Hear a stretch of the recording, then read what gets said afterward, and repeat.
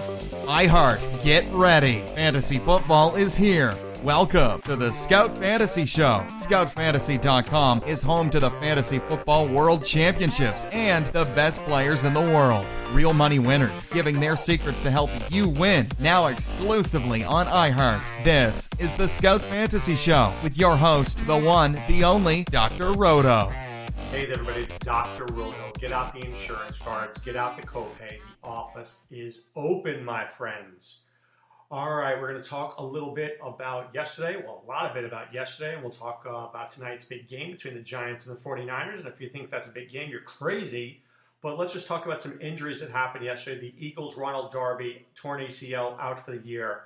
That's a tough loss. And the Rams, Cooper Kupp, torn ACL, out for the year. That is a major loss for the Rams. As I've discussed with you before, Jared Goff always looks to Cooper Kupp and every pass play. He does. Even if he throws to Robert Woods and Brandon Cooks, he always looks to Cooper Kupp. He's his safety valve. He's his security blanket. I think this is a monster loss for the Rams. And if they don't win or even make the Super Bowl, I think they will point to this being the reason. I think they need Cooper Kupp to get there.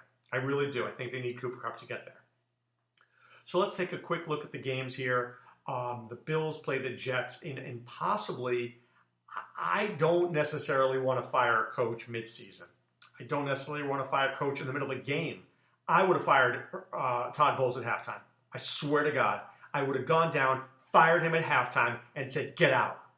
You're down 31-3 to the Bills with Matt Barkley and a guy named Robert Foster, two guys I've never heard of in my life. Well, I've heard of Barkley, but not Robert Foster. Are you kidding me? This is an abomination of epic proportions. The only thing that I could possibly salvage is that Josh McCown was starting and not Sam Darnold. But I don't think it would make a difference because I think Josh McCown has been a good quarterback in the past. This Jet team was just not prepared. This Jet team was not prepared. This team is terrible. I mean, seriously, I'm reading you the box scores. Herndon, McGuire, Nunwa, Curse, Peak, Leggett, Cannon, Matthews, Tomlinson. How many guys would play on other teams? Quincy and Nunwa? Maybe. Anybody else? Would anybody else even start on most teams in the NFL? I would say the answer is no. I feel the same way about the Bills. The Bills stink too, outside of LaShawn McCoy. But the Bills were able to play good defense and hold the Jets to nothing. Todd Bowles has to get fired. This is a train wreck. Seriously, train wreck. All right. Now, I come down harsh on people. I do. But at the same time, if you're great, I tell you you're great. And even though the Cardinals lost, I want to give credit to Byron Leftwich. I do. David Johnson looks great now. 21 carries, 7 receptions. Playing great. Ricky Seals-Jones looked good. There was no Christian Kirk really to speak of, only 2 catches. Wanted to see more, and I want to see more Larry Fitzgerald. But, Rome wasn't built in a day. I think the Cardinals are looking better, thankfully. The Chiefs didn't have to do that much. They missed Sammy Watkins. I think it was obvious that they missed Sammy Watkins. They need him to be back in the game against the Rams this week. I think he's big. He's big. Because the other way you can really attack Hill and Kelsey and Hunt, and when Watkins is there, you can't do it. It's a game changer. Speaking of game changers, Nick Chubb is a game changer. This guy's just a game changer. And I wish, I was wrong, I wish I drafted him into more teams this season. I didn't. I should have. Now, I want you to understand this. Last year, people poo-pooed Alvin Kamara. Oh, he's the third guy there, blah, blah, blah. They poo-pooed Nick Chubb as well. Carlos Hyde, Duke Johnson. He's the best player there by far. By far. By far. And that's why, 176 yards rushing and a touchdown. Hello? Baker Mayfield won't have to pass 78 times a game. Matt Ryan had to throw the ball 52 times because they were behind in this game. Austin Hooper played great. Julio Jones was good. Not great, good. Calvin Ridley kind of disappeared. Sad to say. Jarvis Landry disappeared. David Njoku disappeared. But when Nick Chubb is playing as well as he did, does it matter? No. The Colts, man, they are the most surprising team for me. Now, before the season started, people asked me for a team that I liked in the AFC, and I said the Colts. Andrew Luck, Marlon Mack, Nyheim Hines, T.Y. Hilton, Ebron, Doyle, they're on to something here. Now, what I love about what they're doing here is much like with the Eagles, everybody participates. Nobody's a star, everybody participates. Marlon Mack and Hilton are the closest things to stars, but even Dontrell Inman got 4 receptions. Good for them. Mo Cox got 2 receptions. Good for him. For Jacksonville, thankfully Leonard Fournette was back.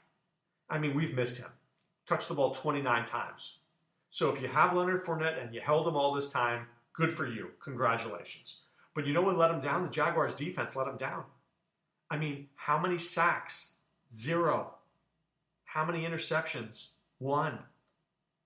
Seriously, not good enough. Just not good enough. All right. The Chicago Bears looked exceptional in the first half. And then they forgot what they were doing in the second half. But Mitchell Trubisky played great. And if you read my visionary plays, I told you to start Trubisky, didn't I? Guys who play poorly the week before tend to play well the week after. Allen Robinson on fire. Anthony Miller. I love me some Anthony Miller. Anthony Miller is legitimately the number 2 receiver there. Taylor Gabriel's good, but Anthony Miller's special. Trey Burton, Tariq Cohen. This team is onto something here in Chicago. They really are. I don't know if they're going to make the playoffs this year, but they are close. They're moving in. Meanwhile, Detroit is a train wreck. I mean, Galladay played well, but Marvin Jones? Where's Marvin Jones? Kerryon Johnson did as much as he possibly could do, but how much can one guy do? And the defense is terrible. I mean, really terrible. Matt Patricia, the team's going in the wrong direction. Speaking of going in the right direction, though, man, the Tennessee Titans are going in the right direction. Mike Vrabel, this team just beat up the Patriots yesterday. They beat them up. Sony Michel couldn't run. Edelman looked good, but Josh Gordon was stopped. James White was human.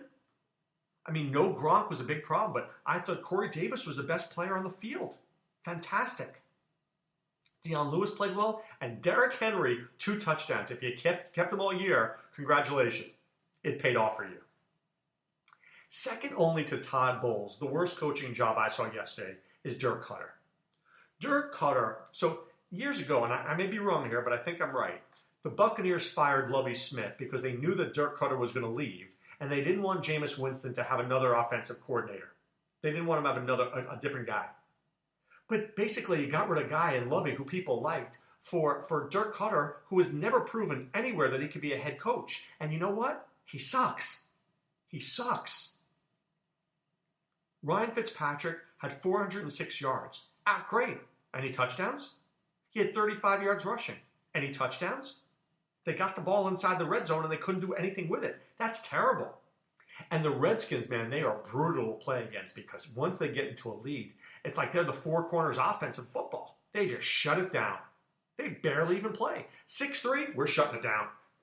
Really? Alex Smith, 178 yards. He barely does anything out there. Terrible. Dirk Cutter's got to go. There's talent there in Tampa Bay. He's just not finding it. And they need defense. You take all your picks next year in the draft, you put it all on defense. Every single one of them. All right, the Saints and Bengals. I don't know if I've seen a worse defense than the Bengals. Terrell Austin got fired. I don't know, man. I'd be firing Marvin Lewis. I'd be firing Terrell Austin. I'd fire them all. I would. I'd fire them all. You need something new there. But, you know, the Bengals will end up 8-8, and then you're like, I can't fire Marvin Lewis. He's not that bad. He's bad. It's over. If you read the visionary articles, you would have had Mark Ingram. The Saints always do better running on the road. They pass less on the road and run more on the road. At home, it's reversed. So watch that in the future, okay? Watch that in the future. Just throwing it out there. Kudos to the Chargers, man. You know, Phillip Rivers did not do that much. He really didn't. He really did. He only had 223 yards and 2 touchdowns. He was good. He was not great. But I'll tell you this. They played well enough to win. And they beat the Raiders. And they ran the football. And Phillip Rivers only threw the ball 26 times for 223 yards. But Keenan Allen was good and Melvin Gordon was good. And they did just enough to win. The Raiders stink. And now Jordy Nelson's done. Retired. Martavis Bryant's injured. Can it get any worse? Seriously, can it get any worse for this team? Finally, Aaron Jones gets the football. Touches it 18 times. Has 145 yards rushing and 2 touchdowns and 27 yards receiving. Hello, what are we waiting for? Mike McCarthy, another dude that needs to get fired. Marquez Valdez-Scantling was good, not great. Had 7 targets, 6 receptions. Devontae Adams had the 2 touchdowns. But Miami had 0 offense. I mean, when Frank Gore and Danny Amendola are your best 2 players, it's a problem. Devontae Parker was open a couple of times. He couldn't make plays. Kenny Stills hasn't done anything in months. And Brock Osweiler's, he's done. He had that one good game, and it's been bad ever since. Adam Gase, let's fire that bum too. Seriously. All right, the Rams beat the Seahawks, and I think that game was close like people thought it was going to be. Jared Goff, 318 yards and 2 touchdowns. Todd Gurley, 120 yards. Brandon Cooks at 100 yards. Robert Woods, 89 yards. But the Cooper Kupp injury is a problem. It's a monumental problem. Sad. It really is, because he is the linchpin of that team. For Seattle, Rashad Penny looked great, 108 yards and a touchdown. He looked phenomenal. But what is he going to do when Chris Carson's back? That's the problem. I think he's going to be much less involved. But it was good to see him, and he looked good. He deserves some playing time with Mike Davis and Chris Carson. Really, that team needs to make a trade. They don't need 3 guys. They need 1. Or 2, maybe. David Moore's done nothing recently. That guy's value's gone way, way, way down. And Dallas shocks the world after playing so poorly a week ago. They played well last night. Ezekiel Elliott, 151 yards rushing, 36 receiving. Amari Cooper was solid. Dak Prescott does enough to win. And the Cowboys' defense is Leighton Vander Esch. Oh, man, is he good. Is he good. For Philadelphia, Zach Ertz is a beast of epic proportions. 14 receptions, 145 yards, and 2 touchdowns. Where was Golden Tate? Barely played. The running game is terrible. So this is all Carson Wentz. It's Carson Wentz or bust. It's a problem. Speaking of problems, you know who has some problems? The New York Giants and the San Francisco 49ers will have problems because these teams stink. But you get to watch them on Monday Night Football. Good luck with that. I hope you enjoy. For the Giants tonight, I love Saquon Barkley. How can you not like Saquon Barkley? He's going to have a great night. Okay? Going to have 100 yards rushing. He's going to have 50 yards receiving, maybe more. He's going to catch 5-6 catches. Going to have 25 points in fantasy. That's what he does. Odell Beckham, I see about 7 catches, 80 yards, maybe a touchdown. Sterling Shepard, maybe 5-6 catches, 70 or 80 yards. Evan Ingram, 3 catches. 3 catches for 30. Nothing special. For San Francisco, Matt Breida will be good. Not great. Not great. But, I mean, he is the only game in town. Remember, Mostert is out. Giants' run defense is respectable, though. I like Marquise Goodwin to make a play, and I really like George Kittle to make a play. I think this is going to be an ugly game. I think this is a game where you'll be like, oh my God, I can't. I'm watching this game for Saquon Barkley. That's why you watch this game. For anything else, not worth it. All right, but you know what else is worth it? VegasWhispers.com. Enter the promo code HOT50. Pay for $50 for your first month. You know, somebody said, how come you guys just talk about your wins and not your losses? Because Vegas Whispers has been winning all the time. It's really been doing well. So if you're interested in gambling on games or in anything like that, look, at least do it in the safest way possible. In Vegas Whispers, I don't want to say it's a lock, but man, they've been locked in all year. So if you're going to play smartly. That's how I look at it. If you're going to play smartly. And that's why I really do. I'm promoting VegasWhispers.com because it's a really good product. I don't promote crap. You know that. If it's crappy, I won't tell you. I won't tell you to use it. But VegasWhispers.com, promo code HOT50, totally worth it. You know what else is worth it? Scout Fantasy Sports is worth it. And ScoutDFS.com, enter the promo code Roto70, Roto70 will get you 70% off your first month. All right? We'll do that for you, I promise. But right now it's time to put away the insurance cards, put away the copay. The office is closed, my friends. Back tomorrow with so much more. This is Dr. Roto saying be well and take care. Thanks for listening to the Scout Fantasy Show. There's never been a better time to join the Scout Army. Visit scoutfantasy.com. Use the promo ROTO for 2 months free. And don't forget, fantasy players, please thumbs up the podcast on the iHeart app. See you next time. Go Scouts!